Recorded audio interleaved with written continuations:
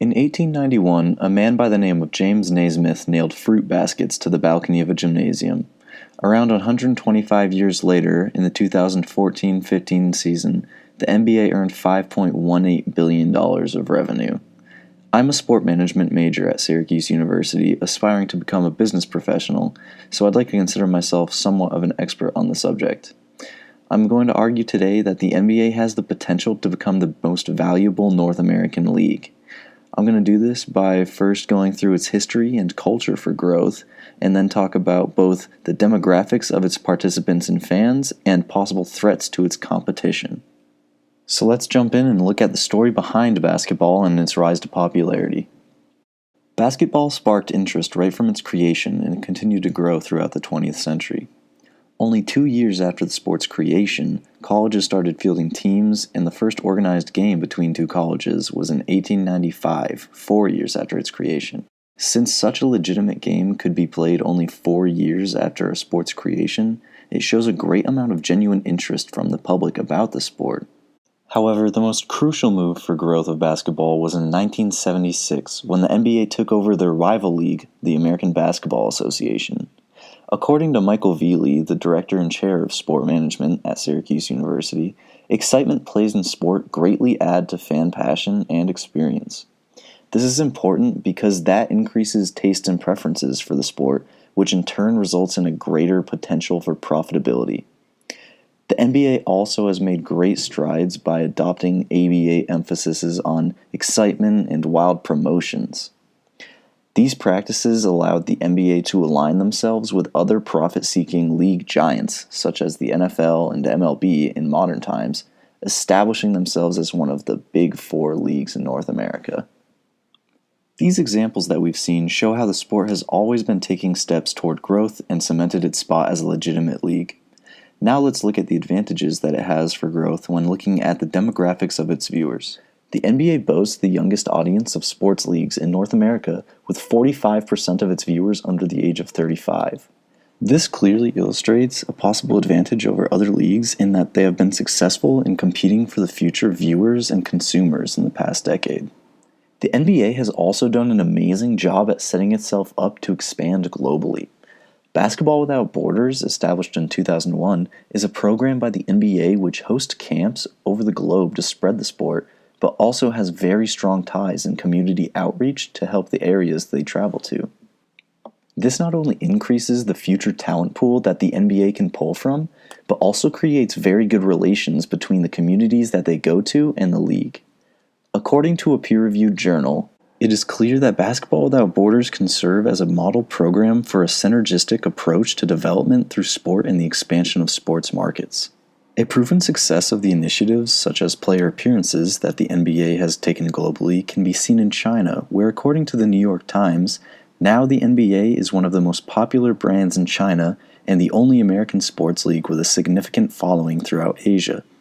The league has a combined 70 million followers on Sina Weibo and Tencent's microblog platforms, compared with fewer than 400,000 followers for the National Football League. This is important because it is a direct comparison between the NBA and the NFL, in which the NBA seems to hold a resounding advantage.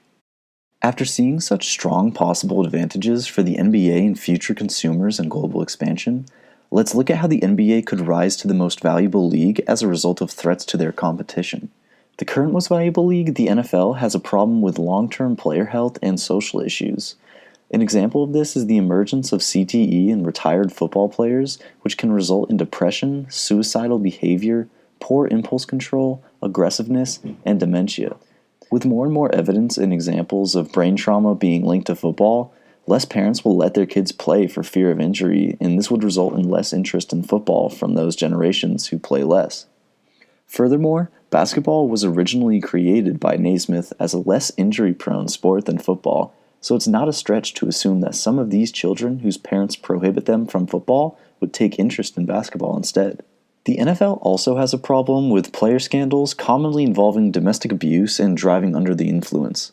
Some recent cases have gained nationwide recognition, such as Ray Rice and Adrian Peterson, and the league has been criticized by some for how they handled these cases, calling for harsher penalties. Both of these are seen as negative in the public eye, and economics suggests that this could result in a decline in taste and preferences for the NFL. Another threat to other leagues is that the NBA has a greater ability to market superstar players. According to a peer-reviewed journal, quote, "Today's NBA draws a transnational fan base with its high-flying stars and slam-dunking giants." The wording here is very interesting because it implies that it is individuals in the league, stars and giants, who draw the attention to the league, not necessarily the teams. This can be seen by the common occurrence of fans' loyalty following their favorite players as opposed to the team. Take LeBron James, for instance, and all of the people who became Miami Heat fans when he took his talents to South Beach. Basketball has this advantage over other sports, such as football, because of the individual nature of the sport. The modern game has adapted to have a strong emphasis on one-on-one play. This, as well as the fact that only 5 players can play for a team at a time, makes it much easier for a player to carry a team and, as a result, establish themselves as an individual superstar. An example of the effect that this has on the business side of the game is the emergence of athlete brands such as Jordan. In comparison to other leagues, basketball brands its athletes much heavier. Let's take shoes for example. NBA players with their own line of shoes include, but are not limited to, Michael Jordan, LeBron James, Kobe Bryant, Stephen Curry, Kyrie Irving, and Kevin Durant. Russell Westbrook even has his own line of lifestyle shoes. The threat of declining taste and preferences for the NFL as a result of social issues, in combination with the NBA's greater ability to market individual players, are definite threats to the NBA's competition and advantage for their own growth. To summarize, the NBA has the potential to become the most valuable North American league. This is because of its history and culture for growth, the demographics of its participants and fans, and the possible threats to its competition.